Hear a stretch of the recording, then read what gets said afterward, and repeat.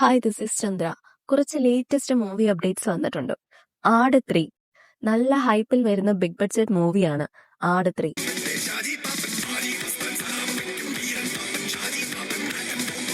2018 ആട് 2 ഒരുക്കിയത് വെറും 4.5 കോടിക്കാണ്. ആ പ്ലേസിൽ 9 വർഷത്തിനിപ്പുറം സെയിം ക്രൂ മാർച്ച് 19 തിയേറ്ററിലെത്തിക്കുന്ന ആട് 3 ഒരുങ്ങുന്നത് 70 കോടിക്കാണ്.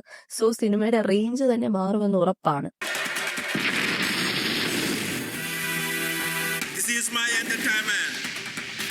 മൂവി 128 ദിവസം ഷൂട്ട് ചെയ്തിരുന്നു.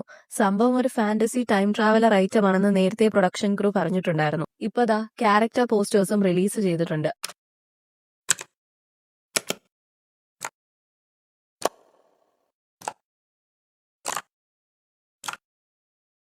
അതുവഴി സംഭവം ഒരു പാസ്റ്റിലേക്കുള്ള ടൈം ട്രാവലർ ആണെന്ന് മനസ്സിലാക്കാം. മാർച്ച് 19 തിയേറ്ററിലെത്തുന്ന മൂവി 2 പാൻ ഇന്ത്യൻ മൂവീസിനോടാണ് മത്സരിക്കുന്നത്. 1000 കോടി കളക്ഷൻ നേടിയ ദുരന്തറിന്റെ സെക്കൻഡ് പാർട്ടും പാൻ ഇന്ത്യൻ സ്റ്റാർ യഷിന്റെ ടോക്സിക്കും സെയിം ഡേ തിയേറ്ററിലെത്തുന്നുണ്ട്. So first week theatre response പാപ്പനും പിള്ളേർക്കും ക്രൂഷ്യൽ ആയിരിക്കും. അവന്റെ അപ്പൻ ലൂസിഫർ മാത്രം വന്നാലും പാപ്പൻ കപ്പും കൊണ്ടേ പോവത്തു. തീർന്നില്ല. ദൃശ്യം 3യും വാഴ 2വും ഏപ്രിൽ 2 തിയേറ്ററിലെത്തും. ദൃശ്യം 3യുടെ കൂടെ റിലീസ് വെക്കണമെന്നുണ്ടെങ്കിൽ വാഴ 2വിന്റെ ടീമിന് അന്യായ കോൺഫിഡൻസ് ആ മൂവിയിൽ ഉണ്ടായിരിക്കണം.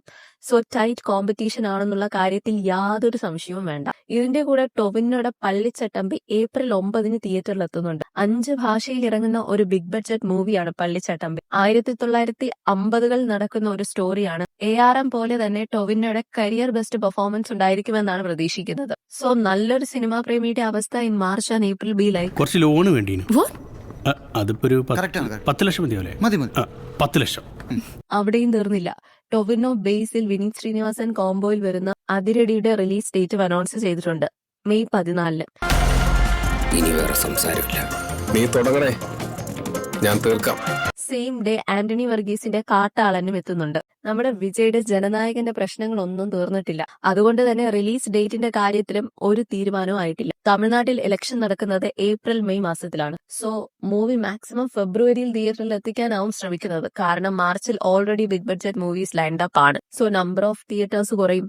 ഭഗവത് കേസരിയുടെ കുറച്ച് ഭാഗങ്ങൾ മാത്രമേ ജനനായകനിലുള്ളൂ എന്ന് ജനനായകന്റെ പ്രൊഡക്ഷൻ ക്രൂ വ്യക്തമാക്കിയിട്ടുണ്ട്. സിനിമ എത്രയും പെട്ടെന്ന് തിയേറ്ററിൽ എത്തട്ടെ എന്ന് നമുക്ക് പ്രതീക്ഷിക്കാം. വീഡിയോ ഇഷ്ടമായെങ്കിൽ എല്ലാവരും ചാനൽ സപ്പോർട്ട് ചെയ്യുക, ലൈക്ക് ചെയ്യുക, സബ്സ്ക്രൈബ് ചെയ്യുക. Thanks for watching. ബൈ.